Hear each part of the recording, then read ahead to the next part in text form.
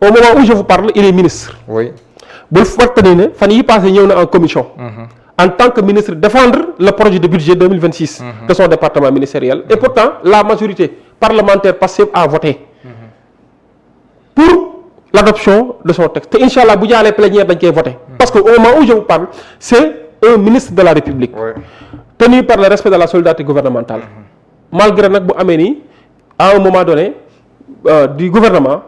ou de sa cohabitation avec les autres. bon il y a eu des gis dégg nañ ci ay wax yoo xam te nii peut-être kenn xaaru ko woon te loolu tamit le temps est le meilleur juge dinañ ñu leeral lan moo xew. alors c'est vrai que wax moom saa yu jugee ñi dañ am esprit de dépassement ñi dañ am élévation pour dépassionner ko pour ñu mën a dem sur l'essentiel. comme wax tamit bu jugee mën na ci am ay jiixi jaaxa ba nga xamante dañ ne nañ tirer cette affaire au clair. mais loolu yëpp nañ ko jox ca gëlugu yi ñi nga xam ne ñoo ko war a tirer au clair muy ñan mooy peut-être ñi nga xam ne laa jàpp ñooy ay kilifaam ñoom laa jàpp ne ñoom ay kilifaam. bu si justice war a addu justice na ci war a addu bu dee justice waru ci addu ñu xam ne justice waru ci addu des fois nag bul fàtte ne Ousmane Sonko ba mu taxawee di wax ca meeting ba casquette président de la président de parti président de parti la taxawee wax te nag occasion yooyu la am nag pour les chefs de parti occasion yooyu nañ am nag pour wax am maanaam si nañu ëpp liberté pour wax li nga xam ne jàpp nañ moo nekk seen dënn moo nekk seen xel parce que am na beneen fu mu doon ci beneen cadre bu mu doon dama ne dañ la naan fii ngay yem lii ngay wax ñii ñëpp ci lii la ñuy tënku parce que solidarité gouvernementale nit ñi c'est pas un vain mot il faut nga nekk dans le gouvernement wala jigéen ci gouvernement bi di nga comprendre lan mooy la solidarité gouvernementale loolu mooy lan mooy maanaam da nga nekk ci biir gouvernement ñu délibéré ci benn mesure boo xam yow mii bu doon ko yow personnellement lañ lay laaj d'accord ci mais dès l'instant que li lañ dogal da ngay génne da nga ciy d'accord da nga koy défendre man ci loolu laa gëm moo tax keroog assemblée nationale en commission ma taxaw jël kàddu gi ça je le dis avec tout le respect que j'ai pour mes collègues am na ñoo xam jógoon nañ pour kii da ñëw leen taxaw ne leen écoutez Abdourahmane est parmi nous il est de la majorité il est ministre le projet de budget qu'on a élaboré là c'est des éminents fonctionnaires yi nekk biir finance sous l'arbitrage du premier ministre ñoo ko élaboré kon nag ce n'est pas un budget de Massamba ou de Mademba c'est un budget de la République c'est un budget de l'État du Sénégal c'est un budget du gouvernement du Sénégal ñun loolu yëpp dañ ciy tënku dañ koy voté ba pare défendre ko nag l'essentiel mooy képp ku am récrimination wala nga am benn revendication boo war a def ci sa gox ci benn secteur wala ci benn politique publique na nga ko wax ñu jéem ko intégrer doon boobu ci budget bi ba nga xam ne ëllëg ci biir buy ñëwaat wala keneen ku mu mënti doon dinañ ko interpeller waat ci question boobu loolu nag moo ci am solo. d'accord léegi maître fan yee passé balaa ñuy si mbirum avant le 8 bi da nga bindoon sa page Facebook nga ne yow mii di waajal yaakaar ne wala di jéem a waajal pour nekk prochain premier ministre de la République du Sénégal li ngay def ñu njëkk nañ ko te xam nañ la. waaw kooku kana. non du ma la wax tur bi pour le moment du ma wax gum tur bi. yaa ngi dégg. mais li ma wax dama koy répéter fii avant le 8. il y avait un ministre qui avait dit à ses partisans que après le 8 il sera premier ministre et que ses partisans certains même m'ont appelé pour me dire qu'avec certitude que c'est fini day nekk premier ministre ñoom ñu ngi mobiliser di hausser des cadres de part et d'autre pour ñu ñëw dugg loolu moom lu leer la te ba ma demee gëstu tamit am naa ci yoo xam ne du ma ko wax fii génn naa wax en toute responsabilité kan moo ñemee génn weddi ma. ah c'est que da nga tuddul tur. non mais kooku dafa woo ay nitam daal ne leen prochain premier ministre man la mbokk yi waajal leen. la ma wax. oui. xaaral ma noppi ma ni. falaa ci yem. te nag kaay wax benn mbir. oui gis nga nañu bàyyi di fowee yaakaaru askan wi cette histoire de politique politicienne nañ ko arrêté. kon kooku dafa nekk di manœuvrer fu mu toll nii teg pression. mais fii ñi fiy manœuvrer bari na. di def lobbying pour nekk prochain ñi fiy manœuvrer bari nañ rawatina sax jamono ñi nga xam ne dugg ñu te instant bi ñu ngi fëgg pour dugg ñu ngi def le tout pour dugg fii ñi manœuvrer bari nañ xoola tey jii barki dem moo ñaare nga gis ñoo xam te ni amul façon tifaara bu ne bu ñu tifaarawul Ousmane Sonko. amul saaga bu ñu saagawul Diomaye Faye. il a fallu que ñu nekk ci contexte bi tey ñoo ñëw taxaw di rejoindre Aminata Touré naan dañuy ñëw fekk Diomaye président mais ça c'est un problème ñoo xam ne amul fu ñu am na si barki démb ba dégg naa sax am nañu ko xam kaso la génne yàggul dem na fa ñu ne ko non yow dellul kenn du la jël parce que ces positions yi mu amoon du ma tudd turu kenn nag gis nga ko yow xam nga ki may wax mooy ki doon yëkki kàddu yu ñaaw yi kooku moo mën a génn kaso fan yii passé matul sax 3 mois génne si contexte bi mu taxaw naan day fekk Aminata Touré pour une coalition pour la majorité présidentielle mais est-ce que ñii ñu ngi réfléchir est-ce que waruñu xoolaat Diomaye kon non dama ne est-ce que ñi non xam nga Diomaye parce que am yéen Aminata Touré ngeen di dur baaraam non or Aminata Touré. da nga xam ko def nga mandat xam nga restructurer signature du président Bassirou Diomaye Faye signature. bul juum restructurer et aller pêcher massifier c'est autre chose. mais si texte bi le président parle d'ouverture il a parlé d'ouverture dans le texte. waaw mani mais fu ñu waxee ouverture mooy ubbil. ah waaw ubbil. mu ubbi ba mu yàgg. waaw gars yi di ñëw. moo taxit. plus de 200. moo taxit organisation politique. moo taxit toute la racaille de Benno Bokk Yaakaar nga baal ma ci kàddu gi. ñu baree nga daw di dugg. te wallaahi lazim ñu si bari il traîne des procédures ñu si bari il y a des dossiers contre eux. gis naa ci ñu si bari ay maire lañ ci seeni localité bu ñu defee enquête tuuti si kaso bi nañ jëm am na si ñoo xam ñu ngi daw di dugg foofu ci yenn maire yi laa la wax y compris Mbour gi ma dëkk si département de Mbour gi am na ñoo xam ñu ngi daw di ñëw am na ñoo xam bañ génnee kaso yàggul ñeneen ñaa ngi waaj di ñëw bañ génnee kaso yàggul te normalement jamono ji délégation spéciale moo fa waroon a am ak feneen ak feneen ak feneen ñu si bëri dañuy daw di ñëw parce que dañuy bañ yar bi dal seen kaw parce que xam nañ ni bu fa OFNAC jaaree wala IGE jaar fa wala Cour des comptes jaar na fa mais nopp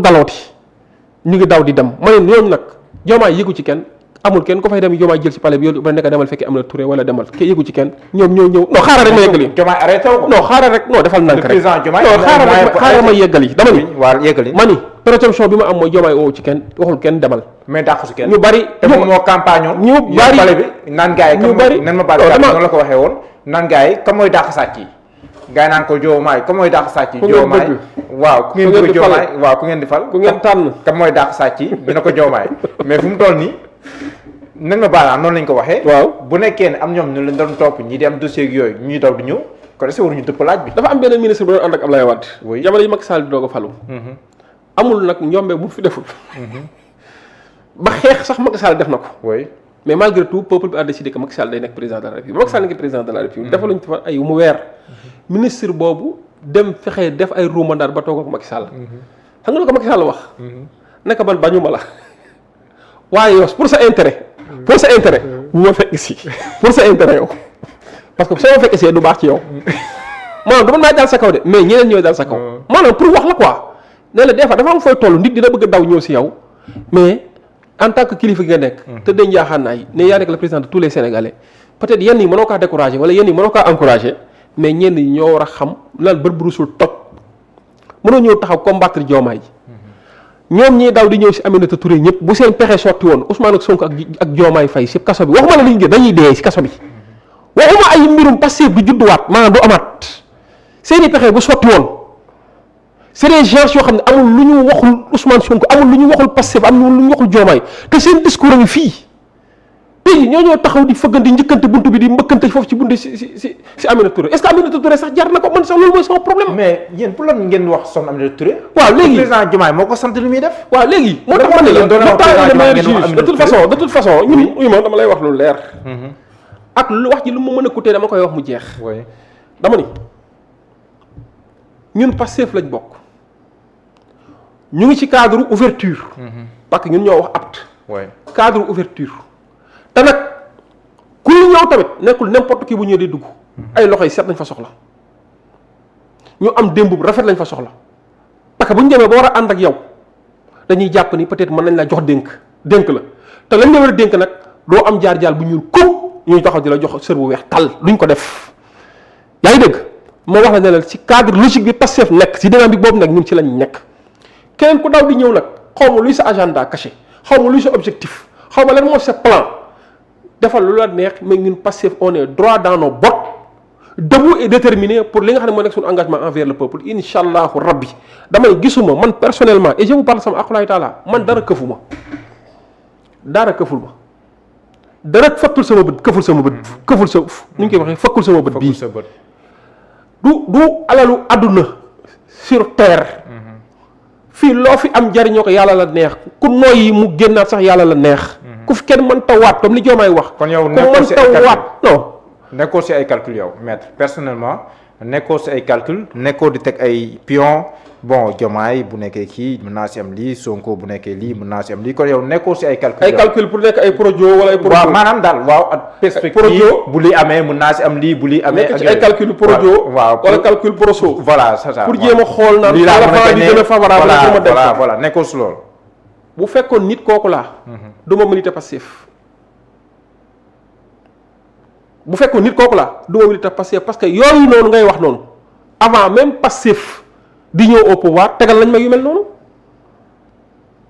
ak façon ak offre bu la gën a alléchante ngay ma offre bi te musuma ñor ma dafa am ci luñ dekk ma gëm ko si Diomaye nii dama gëm ni ci loolu la nekk Sonko nii dama gëm ni ci loolu la nekk keneen ak keneen ay naan dama gëm ni ci loolu la nekk Ngagne Demba Touré dama gëm ni ci loolu la nekk Birame Souleye Diop ku lim juum am na ñoo xam ne sax amuñu tuddu seen tur xamuñu leen amuñu benn visibilité médiatique wallaahi li ñuy def ci projet bi ni ñu sonnee ci projet bi dama ne la ñooñu gën a sonn ñun ñii kenn gën ta sonn ki ñàkk doomam ci projet bi kenn gën ta sonn ki ñàkk cëram ci projet bi kenn gën ta sonn ki sayam tas ci projet bi kenn gën ta sonn ki nga xam ne suturloom liggéeyam fi mu amandi fortuuti ci projet bi kenn gu leen la sonn ñooñu bu ñu gisee tey jii ñooñu ils sont beaucoup plus nga dama ne la ñooñu est-ce que ñooñu seen yaakaaru tas bu ñu gisee lii rek te président mun ko arrêté wu ko mettre nga ne ba léegi mi ngi Diomaye mi ngi Pastef mais ñooñu ngay wax ñoo gën a perte ci projet bi. ma wax la projet bi ñoon tey bu ñuy gis lii di xew nii ñooñu yow am na ñoo ci waxtaanal ñàkkul lu ñuy yëg. non chaque jour ci laa dëkk dama ne la am na ñoo xam situation bi ak contexte bi ni ñu mel ni ñu dund nii neexul c'est-à-dire dafa am benn bi kilifa bu ma oo démb Mbuur. muy ma maître Tall man amatuma benn argument. man xamatuma lan laay wax wallaahi ma ne que man envoyé ko message ne que dalalal sa xel ñun ñëpp nañ gëm yàlla te am yaakaar ne réeroo mën na am si ñaar ñu bëgg réew mi waaye fi ñuy mujjee mooy dañuy àndaat parce que réew mi jar na ko réeroo ak bëggante ku la gën a bëgg réew mi ngeen ciy xuloo man loolu sant yàlla la si bëgg réew mi ak pour mu dox pour lépp ngi buñ ci ay nit xuloo yi damay jàpp ne loolu sant yàlla parce que ñooñu defuñu lu bon non mais ma yeggal yi mais mbirum politique la. non dama ni. te amul enjeu électoral bu taxawagum de toute façon. li ma lay wax mooy xam nga nag ma laaj ne ma am na ñoo xam antanuñ ko. ni ci dund parce que seen xër ak seen yaakaar ak sacrifice bi ñu ci def. moo tax ma ne la sama xel ba tey mu ngi si ñi nekk ci biir bàmmeel. di dégg lii. c'est vrai ñi joxe seen liberté.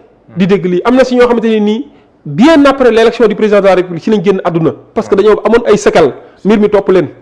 am na ñoo xam ba tey ji amuñu liggéey am na sax d'ailleurs fan yi di ñëw di nga gis le premier ministre dina rencontrer le détenu politique et les familles des victimes pour gën a dalal seen xel gën leen a fàttali yoon bi ñi nga xam ne war nañu dimbali tamit ñu def suñu kéemtalaay kàttan pour dimbali leen te Diomaye il est conscient de ça parce que moo fi toog fii Sénégal yi di ko déglu mu ni y a une enveloppe de 5 milliards pour accompagner ces victimes ces détenus et ces familles de victimes. D'accord. Je pense que ñun ci loolu lañ nekk. léegi nag dernière question. léegi nag waaw xam nga tamit da ngay gis ay yenn médias yi wala yenn soi-disant journalistes yi. nga baal ma ci kàddu gi mais ñooñu xam ne lépp lu ñu wax du dëgg. lépp lu ñu la wax du dëgg. gis naa sax koo xam ne man génn leen vaar yu leen neex waaye diw mos sa nekk candidat diw xoolal ki taxaw barki Demba Ndiaye ne le candidat de Sonko c'est Diomaye. tey nga ñëw ngay woy y a un camp qui s'est écoulé.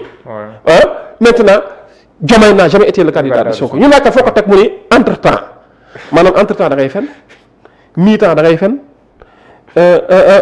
coup d'envoi da ngay fen prolongation da ngay fen fin temps da ngay fen rek ñooñu tey jii ñoom ñoo taxaw Dakar micro yi. ba lu wax aussi. di profité waxoon na ne Sonko si situation d'incompréhension Diomaye bu gudd fan 2027 lay yem waxoon na ko te l'histoire semble lui donner raison sur ce point. ñu ngi ñaan yàlla mu gudd fan Sonko mooy Diomaye.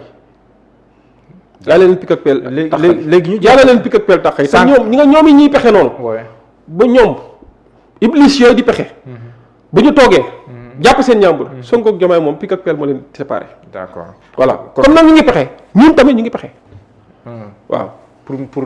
non dama ne ñoom ñu ngi pexe. pour tas. waaw ñun ñu ngi pexe pour lépp na ñoŋ. justement sànq yaa ngi aussi wàllum solution am na loo junjoon nga ne yéen a ngi xalaat nan la ñëpp di suspendre pour que ngeen mën a am benn terrain d'entente boo xam ne di ngeen am une direction commune. waaw parce que mënuñu wàllum solution foo leen si toll waaw. parce que dama jàpp ni man. oui dama jàpp ni non tollaguñ ci fen ma wax mu leer. waaw mais dama jàpp ni. oui coalition mënta jëb du jaar nii coalition juddu jaar fii. kooku il faut moom ñu wax mu leer. coalition te sunu communiqué dafa leer nañ. coalition mënta juddu jaar nii loolu moo tax tamit bokk naa si ñi sàkku. nee nañ jël lépp teg ko ñu waxtaan xool politiquement comme état mu ngi dox normalement. ñoom ñaar seen rapport personnel ñu ngi koy entretenir ñu ngi dijee di waxtaan di ànd di reetaan yaakaar naa sax fajulu koy tax fan yi passé mu ngi am lu muy génn di ko wax. ñu ngi ànd di ci reetaan yàlla jëm kanam. li nga xam ne mooy politique te politique moom lépp dañ koy waxtaanee. te loolu am nga si yaakaar. mais bu waxtaan yow miy gis Ousmane Sonko. ba fi may toog nii gis le président Diomaye lu yàggul. non dama ni la ba fi may toog non ñoom ñaar ñu ngi gisee régulièrement. waaw mais bu waxtaanee kii waxtaan kee ndax jàpp nga ne dina yomb. dama ni. oui. yomb rek lay def politique nag moo nekk loo xamante ni nii dañ ne jigéen la joo xam day xëy rek wasin. kenn du ko gis ak ëmb. maanaam en politique tout ce qui est valable aujourd'hui ne l'est pas forcément demain. tout ce qui est valable à 20 heures. ne l'est pas forcément à 22 heures. comprendre nga mais dañuy am njort ba pare di teg ay actes di teg ay pas di poser di avancer. pour li nga xamante ne ñu bëri ñu ngi taxaw di yàq. ñu fexe ba loolu dara lu ci yàq. candidat Ousmane Sonko en 2029. loolu mooy sunu rêve parce que moo nekkoon sunu rêve en 2024. juridiquement amul dara lu si xajam. non kenn foofu parce que li nga wax ne da ngeen war a modifier L29 ak L30 ak L57. non foofu damay leeral. waaw leeral benn mbir. ñu daanale te loolu dama lay wax. Sénégalais yi nañ dalal seen xel. waa Pastef surtout les militants les sympathisants. les véritables porteurs du projet nañ dalal seen xel. L'éligibilité de Ousmane Sonko ne souffre d'aucune entrave. Ousmane Sonko est éligible et il est électeur. te dama koy jox te ci ñaar ba ñetti fànn. li taxoon ñu ni nekkul candidat. effet yooyu amnistie effacé na ko. loolu moo tax d'ailleurs le rabat sur la décision de rabat. sur l'affaire Mame Mbaye Niang Ousmane Sonko. dama lay wax benn affaire la cour aurait pu nous dire que la demande en rabat est sans objet. parce que les faits étant effacés. donc cette responsabilité n'existe plus. pénale n'existe plus parce que les faits sont effacés. d'ailleurs loolu moo tax juste après le rabat gis nga ba ñuy defee rabat pare gannaaw ba ñuy écarter candidature am.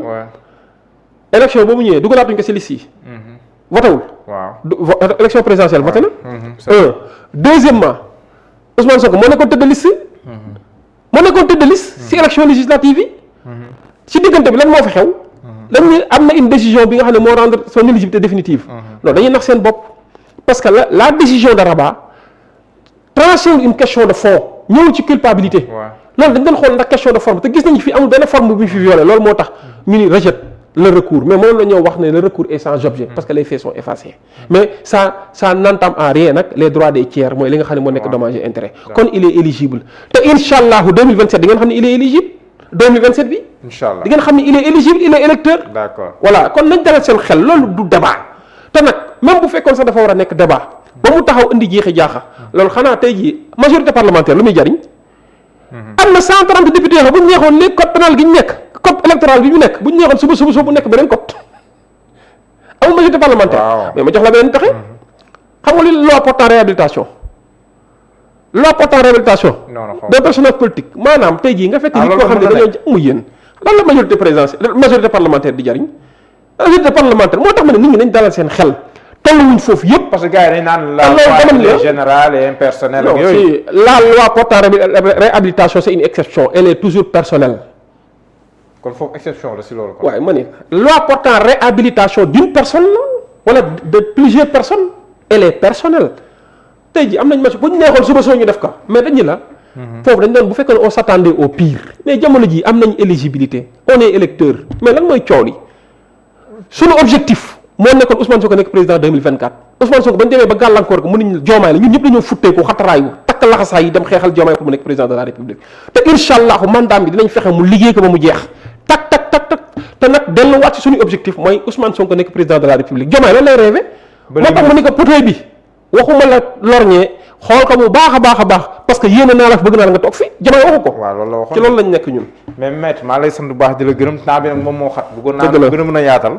beneen yoon moo xat te da ngaa war a dellu. dëgg la tribunal. dëgg la maa lay sant bu baax maa lay sant di la gërëm bu baax di ñaan yàlla rek lépp lu ñu fi wax rek. mu nekk njariñ bu fekkee tamit am na leen lu ñu fi wax lu dérapé tamit ñu ngi si jégal loolu nekkul woon suñu intention nekkul woon suñu objectif. jërëjëf mais li am solo mais comme dëkk bi tamit xel yu bari dañoo am jeexi jaaxa loolu moo tax dañu indi woon li nga xam ne lañ jàpp ni solo xalaat la pour dalal xelu ñëpp.